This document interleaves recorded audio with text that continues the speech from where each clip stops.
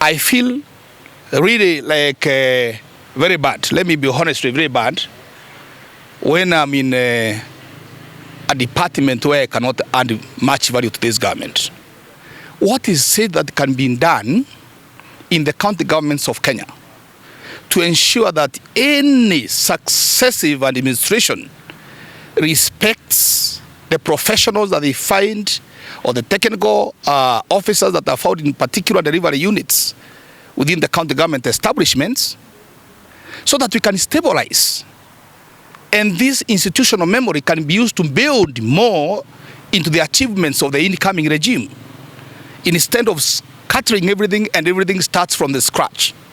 Are we really getting value for money? I'm not the only person suffering, it's only that I have the guts to speak. It's not easy, because even when I'm speaking this way, people are saying you'll be harassed. It is okay, but the most important thing is, am I really being utilized fully by my government to deliver to the people of Nakuru County? I'm not going to resign. Why should I resign? I can't resign because I'm a person in this country who is entitled to a job.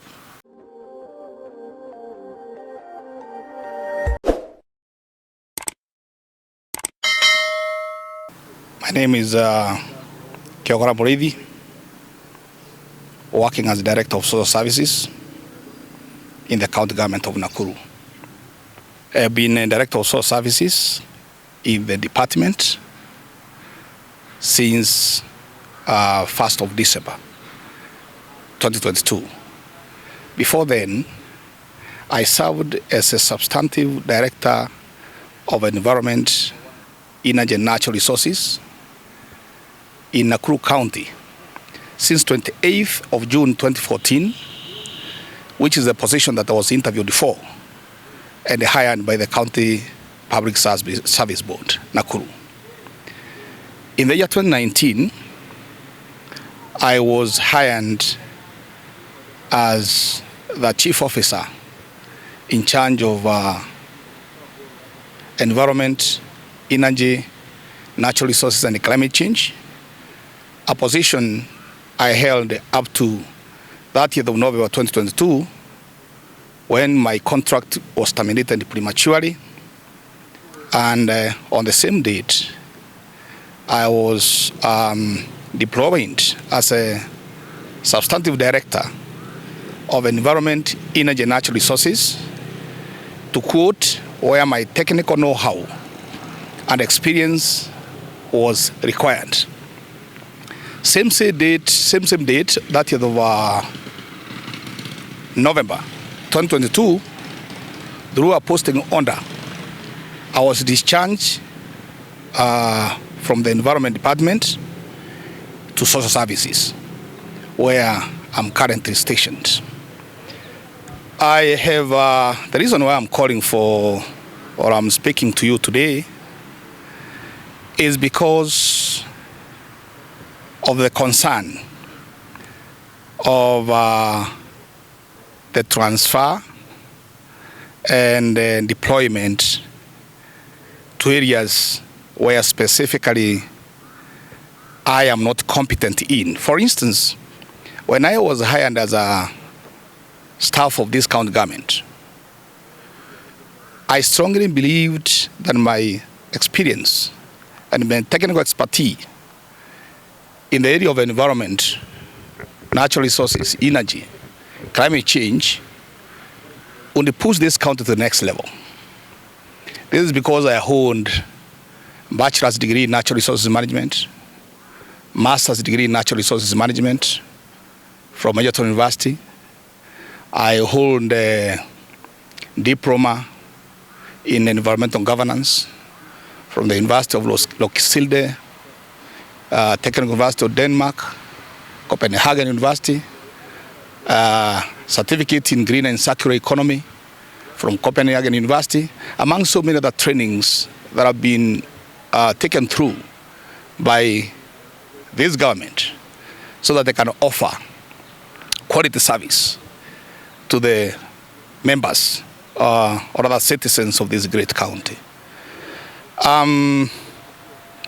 This concern has left me wondering of the next course of action, because I've really trying to get to the county administration through the necessary avenues of communication to get to understand why I would be removed from an area where I'm competent in terms of education, knowledge, skills, training, and experience. And where, in my view, I'm best positioned to serve the members of the public while in this government. I'm not able to understand why I've not been given any response to date, because the many letters I've done have gone unanswered, which means then it has left me asking so many questions that require to be answered, and having gotten to a point where I have no other recourse other than trying to find out why this is happening, whether I'm being discriminated on account of my tribe, my color, my religion, my family, or anything else. Because basically when you ask for an explanation as to why something has happened, it is your right to be given information to be told, look, Kiogora, we have decided that this has been done because of X, Y, Z. I have no issue at all with my government. Because one thing I want to tell you that where I was taken to, that is the area of taking care of the PWDs, the street children, the elderly. I am really not a sociologist. I have not had any experience whatsoever in that particular area, and you see, as a director, you're supposed to give technical advice. Much as I do not begrudge that task, because that is an area that requires support. That's an area that requires a lot of development and a lot of guidance, so as the special interest groups can be able to move to the next level in terms of their special needs. But basically, there's a big challenge, and I want to believe that at the point of hiring of staff by the County Public Service Board, they advertise jobs. After advertisement of these jobs, they look at the best people in those particular areas, and you are hired to offer service in that particular area. So I know I've also been liaising with quite a number of my colleagues who have undergone the same fate across the counties of this country. Because after every changing 5 years, the county government staff, not in Nakuru, across the whole nation, are finding themselves in between a rock and a hard place, simply because when a new administration comes in, any staff who did well in his area of mandate is considered to have been so close to the former administration. And that tag is not removed until you find sometimes the actions that are taken end up stifling your career and demoralizing you and stopping your growth in your area of profession. Because, for instance, if I were to ask you today, gentlemen, I cannot attend my professional engagements in terms of the Environment Institute of Kenya, because what value will I add to the department that I'm in by pursuing my professional excellence? Now, this is not happening only in this county. I would want to appeal that if governments change, please let the civil servants be given space to deliver to their citizens in the fields that they were hired for, in the areas of competencies that they were hired, so that the members of the public can be subjected to the best skills. I know when I was Director of Environment and Chief Officer respectively, having been the pioneer, I'm the one who put in place, together with my first government CEC and the CEO, the foundation of environment in this county. And that is the reason why I was hired. I did my best. I tamed the Yoto dam site. I did the first Nyayo Gardens, which you see today, people relaxing, and we feel so well when you see everybody who does not have any space to relax. We did a lot of trees. We did a lot of cleanups. I founded the decentralized and the public-private partnership in waste management in this county, which would have been such a big burden to county government. And we have been forced by circumstances to get like over 100 trucks to haul waste all the way from Mayo to Keringet and from Bahati to Kiamunyi and vice versa. The private-public engagement in waste management, which has caused or brought in what we call green jobs and created employment to the vulnerable, the poor, the youth, the CBUs, is my baby, my child. And you see, this area is growing and growing every day. And basically, because you really continue looking at what is new information in the area of specialization, I feel really like very bad. Let me be honest, very bad. When I'm in a department where I cannot add much value to this government. By my own virtue, I like doing corporate social responsibility. I love the PWDs. I love the children. I love the elderly. But that is not something that I can employ in my profession, which took me through school for very many years to achieve. And of course, utilizing a lot of taxpayers' money. So in essence, what is said that can be done in the county governments of Kenya to ensure that any successive administration respects the professionals that they find or the technical officers that are found in particular delivery units within the county government establishments, so that we can stabilize. And this institutional memory can be used to build more into the achievements of the incoming regime, instead of scattering everything and everything starts from the scratch. Are we really getting value for money? So in essence, what I would want to see is probably this matter needs to be looked into. I'm not the only person suffering, it's only that I have the guts to speak. It's not easy, because even when I'm speaking this way, people are saying you'll be harassed. It is okay. But the most important thing is, am I really being utilized fully by my government to deliver to the people of Nakuru County as per the expectation of engagement? All right? And if indeed then I am being transferred to enhance service delivery to whatever docket, is it really good to say that you can go all that level of training as a technical officer in a government and you are not given space to deliver? The national government, after change of regimes, the technical staff are not touched, and that's why the government reigns on what the other government was doing, unless at the policy level. But there is nobody who harasses the directors and the secretaries of departments and the deputy directors to be transferred to areas where they are not qualified. It is not tenable. So can we really look for a system, even if it is amendment of the County Government Act, that is going to safeguard the interests of the technical staff within the county government establishments, so that they don't end up suffering like Kyogora? Yes, we are delivering service, we are earning a salary. But is that all? Where is the passion? Would you be passionate about a job that you have not studied for, that you have not been experienced about, that you don't have any skills about? Is the salary, does the salary mean it all in public service delivery? The answer is no. You want to get passion, you want to do what you best trained in, and you want to deliver quality service, so that even when you stand anywhere to speak about what you are delivering to the people that you are delivering for within your establishment, you're also competent. And even when you go to do the evaluation, you're also sure that you have, made a change, and a change that creates a good impact in service delivery and development after all. The general expectation of everybody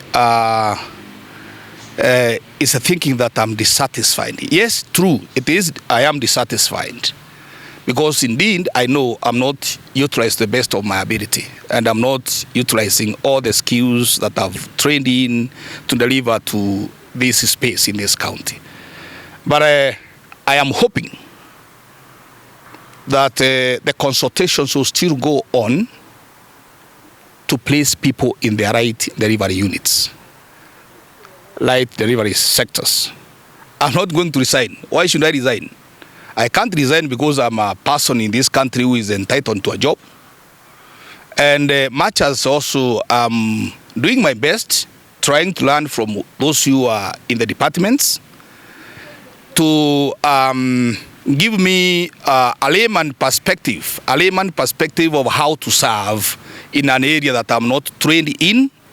Of course, I've got serious managerial acumen, and much as I may not be such innovative, when you are professional, you are able to know, you are highly innovative, and you can bring in new ideas and understand, and especially when you go to those professional caucuses and professional training, you're able to get new insights in your area of delivery. Because when there's anything new in your professional line, there are these professional caucuses and conferences that you are called so that you can be able to share and understand what is the new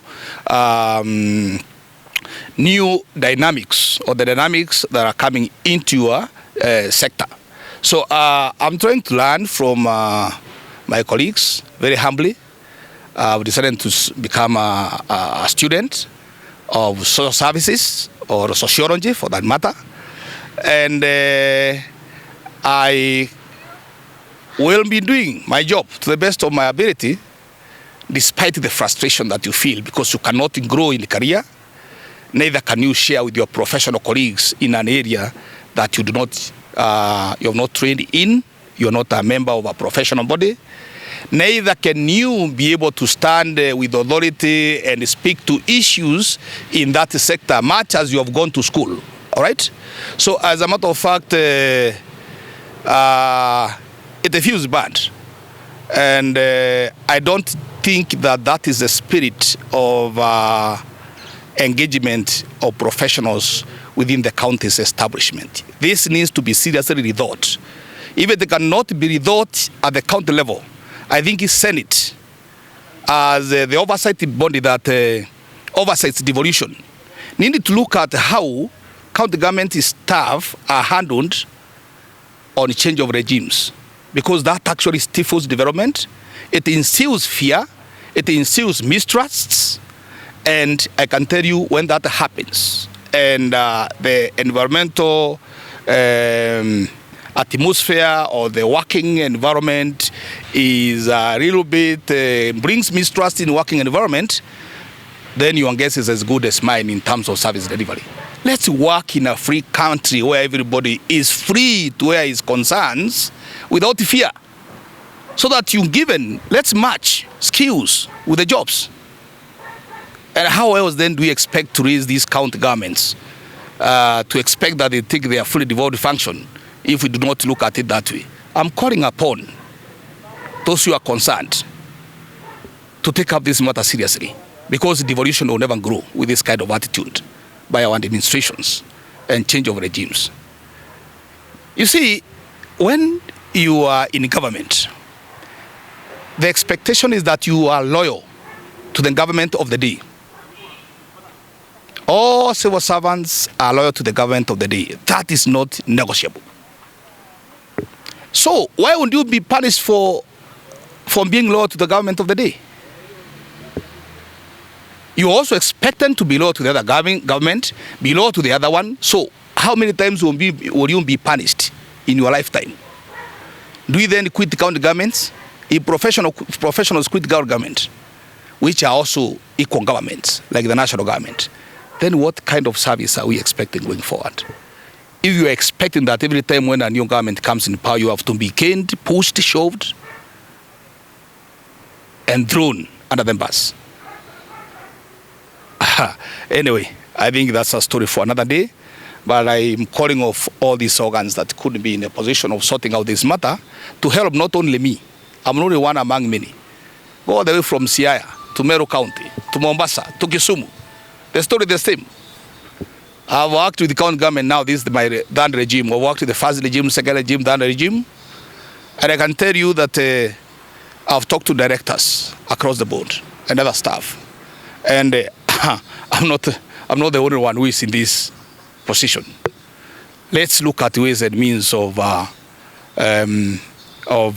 making our work environment better so that we can be able to deliver to these county governments and other county governments in the best way possible, passionately, so that by the time we leave this space, we look back and say, yes, the time we were there, we did the best we could have done to grow our county and our country. Thank you very much indeed.